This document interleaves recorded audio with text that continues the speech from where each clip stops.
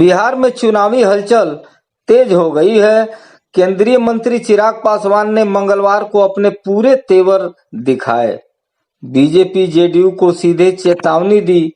कांग्रेस ने मंगलवार को जहां अपनी चुनाव समिति का गठन किया, वहीं बीजेपी ने 243 सेवारत गांवों को रवाना किया। इस सेवा रथ पर प्रधानमंत्री मोदी के शुरुआती जीवन के संघर्ष पर बनी फिल्म को दिखाया जाएगा। एक तरह से चुनावी प्रचार की यह शुरुआत है। चिराग पासवान ने इस साल के अंत में होने वाले विधानसभा चुनाव से पहले बिहार में सत्तारूढ़ भाजपा जेडीयू गठबंधन को एक और चेतावनी दी है। मंगलवार को एनडीटीवी के साथ एक विशेष इंटरव्यू में केंद्रीय मंत्री और लोजपा रामविलास पासवान प्रमुख ने अपने सहयोगियों को वोटों को प्रभावित करने की अपनी क्षमता याद दिलाई। मैं सब्जी में नमक की तरह हूं। मैं हर निर्वाचन क्षेत्र में 20,000 से 25,000 वोटों को प्रभावित कर सकता हूं और अपनी राजनीतिक महत्वाकांक्षाओं की भी।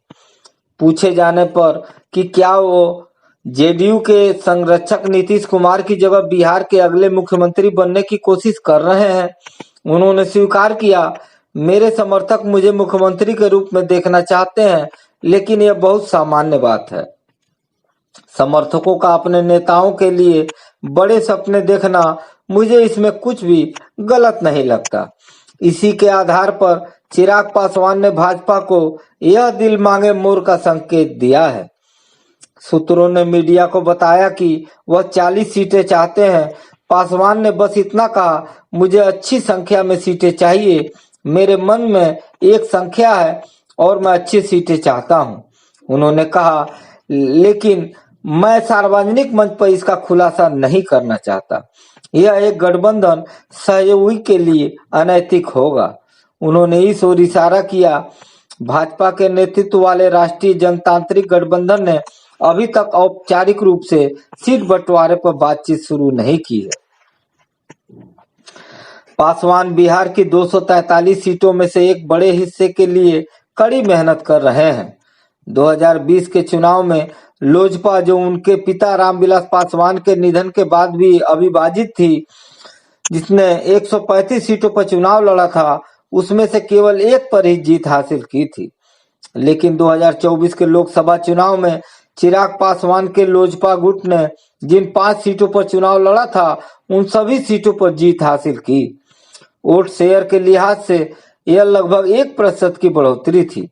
बिहार विधानसभा चुनाव से पहले कांग्रेस ने मंगलवार को अपनी प्रादेशिक चुनाव समिति का गठन किया, जिसमें बिहार इकाई के प्रमुख राजेश राम, शकील अहमद खान और मदन मोहन झा जैसे लोग शामिल हैं, ताकि चुनाव के लिए तैयारियां शुरू की जा सकें।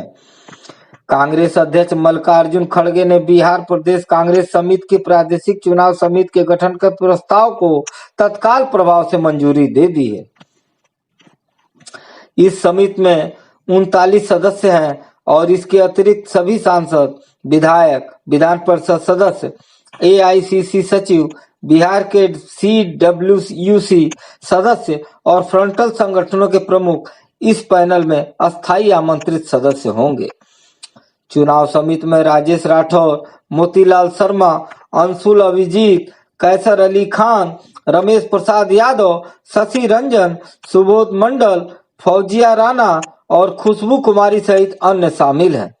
हाल में ही नेता विपक्ष राहुल गांधी ने आरजेडी नेता तेजस्वी यादव के साथ मिलकर यात्रा निकाली थी। इसे काफी जन समर्थन और प्यार मिला था।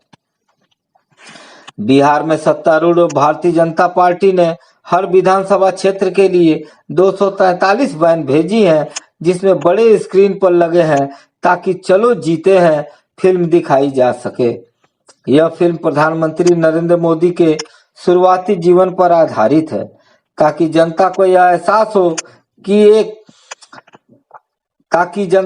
एहसास हो कि राजनीति का असली मकसद सेवा है। नीतीश कुमार के नेतृत्व में जेडीयू बीजेपी गठबंधन अक्टूबर-नवंबर में होने वाले विधानसभा चुनाव को जीतने के लिए पूरी ताकत लगा रहा है। यह छोटी सी फिल्म स्वतंत्रता के बाद के वडनगर गुजरात में एक लड़के नरेंद्र मोदी या नरू के बारे में है, जहां मोदी ने अपना बचपन बिताया।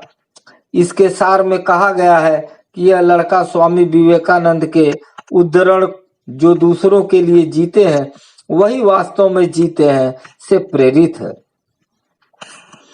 भारतीय जनता पार्टी ने कहा, प्रधानमंत्री श्री नरेंद्र मोदी के प्रेरणादायी बचपन और संघर्षों पर आधारित फिल्म चलो जीते हैं बिहार के सभी 243 विधानसभा क्षेत्रों में दिखाई जाएगी। यह फिल्म हर नागरिक को सिखाएगी कि जो कठिनाइयों के बावजूद सेवा, संघर्ष और संकल्प का रास्ता चुनता है वही समाज का सच्चा सेवक है। बिहार के एक्स हैंडल ने पटना के गांधी मैदान से इस सेवा रथ वाहनों के रवाना होने का विवरण जारी किया। 17 सितंबर को पीएम मोदी के 75वें जन्मदिन के मौके पर इन्हें मंगलवार को रवाना किया गया। बीजेपी जन्मदिन को सेवा पखवाड़ा के रूप में मना रही है। बीजेपी ने एक्स पर लिखा है, आने वाले दिनों में ये रथ बिहार के हर गांव, हर गली और हर मोहल्ले में जाएंगे, जनता को यह एहसास दिलाते हुए कि राजनीति का असली उद्देश्य केवल सत्ता नहीं बल्कि समाज की सेवा और अंतिम व्यक्ति तक बदलाव लाना है और अंतिम व्यक्ति तक लाभ पहुंचाना है। आज की खबरों में बस इतना ही।